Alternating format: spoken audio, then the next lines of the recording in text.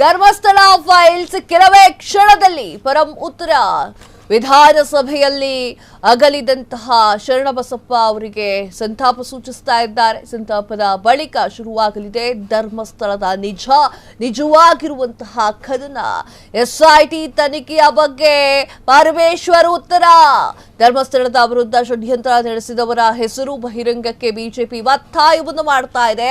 ಮುಸುಕುದಾರಿ ವ್ಯಕ್ತಿಯನ್ನ ಬಂಧಿಸಬೇಕು ಅಂತಿರುವಂತಹ ವಿಪಕ್ಷ ಎಸ್ಐಟಿ ತನಿಖೆಯ ಮಧ್ಯಂತರ ವರದಿಯನ್ನ ಮಂಡಿಸಬೇಕು ಅಂತ ಹೇಳಿರುವಂತಹ ಬಿಜೆಪಿ ಪಟ್ಟದ ಹಿಡ್ಕೊಂಡು ಕುಂತಿದೆ.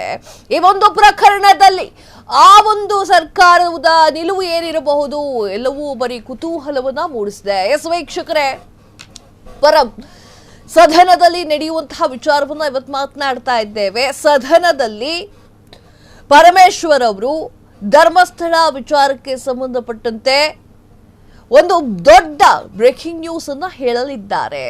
ಈಗ ಸಂತಾಪ ಸೂಚಿಸ್ತಾ ಇದ್ದಾರೆ. ಈಗ ಆಲ್ರೆಡಿ ನೋಡಿದ್ರೆ ನೀವು ಸಂತಾಪವನ್ನ ಸೂಚಿಸ್ತಾ ಇರುವಂತದ್ದು. ಇದಾದ ನಂತರ ಈಗ ಧರ್ಮಸ್ಥಳ ಪ್ರಕರಣಕ್ಕೆ ಸಂಬಂಧಪಟ್ಟಂತೆ ಸಾಕಷ್ಟು ವಿಚಾರಗಳು ಬಯಲಿಗೆ ಬರ್ತಾ ಇದೆ. ಈ ಪ್ರಕರಣದಲ್ಲಿ ಸರ್ಕಾರದ ನಿಲುವು ಎಲ್ರಿಗೂ ಕೂಡ ಕುತೂಹಲವನ್ನ ಮೂಡಿಸಿದೆ. ಅದರಲ್ಲೂ ಕೂಡ ಎಸ್ಐಟಿ ತನಿಖಾ ತಂಡ ಆತನನ್ನ ಬಂಧನ ಮಾಡಬೇಕು, ಯಾರನ್ನ ಅಪರಿಚಿತ ದೂರುದಾರನ ಬಂಧನ ಮಾಡಬೇಕು ಅಂತ ಹೇಳಿ ಬಿಜೆಪಿ ಒತ್ತಾಯವನ್ನ ಮಾಡ್ತಾ ಇರುವಂತದ್ದು. ಎಸ್ಐಟಿ ತನಿಖಾ ತಂಡದ ಒಂದಿಷ್ಟು ವಿಚಾರಗಳು ಕೂಡ ಸದನದಲ್ಲಿ ಚರ್ಚೆಯಾಗಲಿದೆ. ಮಧ್ಯಂತರ ವರದಿಯನ್ನ ಕೊಡಿ ಅಂತ ಹೇಳಿ ಬಿಜೆಪಿ ಪಕ್ಷದವರು ಅವತ್ತಿಂದ ಕೇಳ್ತಾ ಇದ್ರು.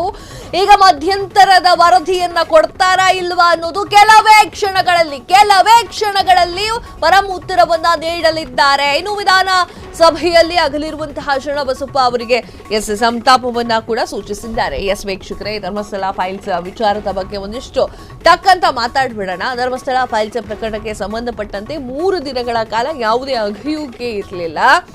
ಯಾವ ರೀತಿಯಾಗಿ ಅಂತಂದ್ರೆ ಆಗಸ್ಟ್ 15 ಇತ್ತು, ತದಾದ ನಂತರ ಶನಿವಾರ ಬಂತು, ತದಾದ ನಂತರ ಭಾನುವಾರ ಬಂತು, ಇವತ್ತು ಸೋಮವಾರ ಮಧ್ಯಂತರ ವರದಿಯನ್ನ ನೀಡಲಿಕ್ಕೆ ಬಿಜೆಪಿ ಪಟ್ಟು ಹಿಡ್ಕೊಂಡು ಕುಂತಿದೆ. ಇನ್ನು ಧರ್ಮಸ್ಥಳ ಫೈಲ್ಸ್ ವಿಚಾರಕ್ಕೆ ಸಂಬಂಧಪಟ್ಟಂತೆ 17 ಕಡೆಯಲ್ಲಿ ಅಗೆಯಲಾಯಿತು. ದೂರುದಾರ ಯಾವ್ಯಾವ ಕಡೆಗೆ ಕೈ ತೋರಿಸಿದ್ದಾನೋ ಆ ಕಡೆಯಲ್ಲೂ ಕೂಡ ಎಸ್ಐಟಿ ತನಿಖಾ ತಂಡ ಅಗದಿದ್ದಾಯಿತು. ಆದ್ರೂ ಕೂಡ ಏನೂ ಸಿಕ್ಕಿಲ್ಲ. Spot number 6 ಸಿಕ್ಕಿರುವಂತದ್ದು. ಇನ್ನು 40 ವರ್ಷದ ಹಳೆಯ ಕಳೆಬರ ಅಂತ ಕೂಡ ಹೇಳಲಾಗ್ತಾ ಇದ್ದು, ಅದೆಲ್ಲ ಸೈಡಿಗೆ ಇಟ್ರೆ ಯಾವುದೇ ಒಂದು ಕಳೆಬರಹ ಸಿಕ್ಕಿಲ್ಲ. ಸೊ ಆ ಒಂದು ನಿಟ್ಟಿನಲ್ಲಿ 13 ಸ್ಪಾಟ್ ನಂಬರ್ 13ನಲ್ಲಿ ಇನ್ನೂ ಕೂಡ ಅಗಿಬೇಕು ಅಂತ ಹೇಳಿ ದೂರುದಾರ ಹೇಳ್ತಾ ಇದ್ದಾನೆ. ರೇಡಾರ್ಗಳನ್ನ ತೆಗೆದುಕೊಂಡು ಬಂದು ಅದರ ಬಗ್ಗೆಯೂ ಕೂಡ ಸಾಕಷ್ಟು ಸಂಶೋಧನೆಗಳನ್ನ ನಡೆಸಿ ರೇಡಾರ್ ಅನ್ನ ಉಪಯೋಗ ಮಾಡಿ ಅಲ್ಲಿ ನೋಡಲಾಯಿತು. ಆದ್ರೂ ಕೂಡ ಇನ್ನೂ ಕೂಡ ಅಗಿರಿ ಅಂತ ಹೇಳಿ ದೂರುದಾರ ಹೇಳ್ತಾ ಇರುವಂತಹ ವಿಚಾರ ಸಾಕಷ್ಟು ಗೊಂದಲವನ್ನ ಸೃಷ್ಟಿ ಮಾಡಿತ್ತು. ಇದಾದ ನಂತರ ಬಿಜೆಪಿ ಪಕ್ಷದವ್ರು ಏನ್ ಹೇಳ್ತಾ ಇದ್ರು ಅಂತಂದ್ರೆ ಮಧ್ಯಂತರ ವರದಿ ಬೇಕು ಅಂತ ಹೇಳಿ ಪರಮೇಶ್ವರ್ ಅವರಿಗೆ ಒತ್ತಾಯವನ್ನ ಮಾಡಿದ್ರು. ಇವತ್ತು ಪರಮೇಶ್ವರ್ ಅವರು ಅದರ ಬಗ್ಗೆ ಮಾತನಾಡಲಿದ್ದಾರೆ, ಮಧ್ಯಂತರ ವರದಿಯನ್ನು ಕೊಡಲಿದ್ದಾರೆ ಅನ್ನೋದು ಮೂಲಗಳಿಂದ ಬಂದಿರುವಂತಹ ಮಾಹಿತಿ. ಇನ್ನು ಬಿಜೆಪಿ ಅವರು ಈ ಮಧ್ಯದ ಗ್ಯಾಪ್ ಅಲ್ಲಿ ಏನ್ ಮಾಡಿದ್ದಾರೆ ಅಂತಂದ್ರೆ ಎಲ್ಲರೂ ಸೇರ್ಕೊಂಡು ಆಲ್ಮೋಸ್ಟ್ ಅಲ್ಲೂ 6 ವರ್ಷಕ್ಕೊಂದು ಹೋಗಿಲ್ಲ ಅಷ್ಟೇ, ಎಲ್ಲರೂ ಸೇರ್ಕೊಂಡು ಧರ್ಮಸ್ಥಳದ ಕಡೆಗೆ ಪ್ರಯಾಣವನ್ನ ಕೂಡ ಬೆಳೆಸಿದ್ದಾರೆ. ಅಲ್ಲಿ ಸಾಕಷ್ಟು ವಿಚಾರಗಳ ಬಗ್ಗೆ ಮಾತನಾಡಿದ್ದಾರೆ. ಹಾಗೂ ವೀರೇಂದ್ರ ಹೆಗ್ಗಡೆ ಅವರನ್ನ ಭೇಟಿಯನ್ನ ಮಾಡಿ ದರ್ಶನವನ್ನು ಕೂಡ ಪಡ್ಕೊಂಡು ಬಂದಿದ್ದಾರೆ, ಮಂಜುನಾಥನ ದರ್ಶನವನ್ನ ಪಡ್ಕೊಂಡು ಬಂದಿದ್ದಾರೆ. ಈಗ ಕಾಂಗ್ರೆಸ್ ಅವರು ಏನ್ ಮಾಡ್ತಾ ಇದ್ದಾರೆ ಅಂತಂದ್ರೆ, ಮೊದಲು ಕಾಂಗ್ರೆಸ್ ಅವರು ಸತ್ಯಾಸತ್ಯತೆಗಳು ಹೊರಗೆ ಬರಲಿ ಅಂತ ಹೇಳ್ತಾ ಇದ್ರು. ಈಗ ಒಂದಿಷ್ಟು ನಾಯಕರು ಹೇಳ್ತಾ ಇದ್ದಾರೆ ಷಡ್ಯಂತ್ರಗಳು ನಡೀತಾ ಇದೆ. ಸೊ ಆ ಒಂದು ಕಾರಣಕ್ಕಾಗಿ ಕಪ್ಪು ಮಸಿ ಏನು ಬಡ್ದಿರುತ್ತಲ್ಲ ಅದನ್ನ ಒರೆಸುವಂತಹ ಕೆಲಸ ಮಾಡಬೇಕು ಅಂದ್ರೆ ಎಸ್ಐಟಿ ತನಿಖಾ ತಂಡವನ್ನ ರಚನೆ ಮಾಡಬೇಕಾಗಿತ್ತು. ಯಾವುದು ತಪ್ಪಿಲ್ಲ ಅಂತ ಪ್ರೂವ್ ಆದ್ಮೇಲೆ ಎಲ್ಲರೂ ಮಾತಾಡೋದು ಬಿಡ್ತಾರೆ ಅನ್ನೋದು ಕಾಂಗ್ರೆಸ್ನ ಹಲವಾರು ನಾಯಕರು ಮಾತನಾಡ್ತಾ ಇರುವಂತ ಮಾತು. ಇನ್ನು ಯಾವುದೇ ಒಂದು ಕಳೆಬರಹ ಸಿಕ್ಕಿಲ್ಲ, ಯಾವುದೇ ಒಂದು ಸಾಕ್ಷ್ಯ ಸಿಕ್ಕಿಲ್ಲ ಅಂತಂದ್ರೆ ಇದನ್ನು ಮುಂದುವರಿಸಿ ಪ್ರಯೋಜನ ಇಲ್ಲ ಅಂತ ಹೇಳಿ ಬಿಜೆಪಿ ಅವರು ಹೇಳ್ತಾ ಇರುವಂತದ್ದು. ಹಾಗೆ ಬಿಜೆಪಿಯ ಸಾಕಷ್ಟು ನಾಯಕರು ಇದು ಹೊರಗಡೆಯಿಂದ ದುಡ್ಡು ತರಿಸುವಂತಹ, ದುಡ್ಡು ಕೊಡುವಂತಹ ಕೆಲಸಗಳು ನಡೀತಾ ಇದೆ, ಇಲ್ಲಿ ಏನೋ ಅವ್ಯವಹಾರಗಳು ನಡೀತಾ ಇದೆ, ಹಿಂದೂ ಧರ್ಮವನ್ನ ಕಾಲ್ಗಳಿಗೆ ಹಾಕ್ಲಿಕ್ಕೆ ಮಾಡ್ತಾ ಇರುವಂತಹ ಇದು ಕುತಂತ್ರ ಅಂತ ಹೇಳಿ ಸಾಕಷ್ಟು ನಾಯಕರು ಹೇಳಿರುವಂತದ್ದು. ಇದರ ಮಧ್ಯದಲ್ಲಿ ಇವತ್ತು ಸದನದಲ್ಲಿ ನಿಜವಾಗಿಯೂ ಕೂಡ ರಿಯಲ್ ಧರ್ಮಸ್ಥಳ ಪ್ರಕರಣ ಹೊರಗೆ ಬರಲಿದೆ.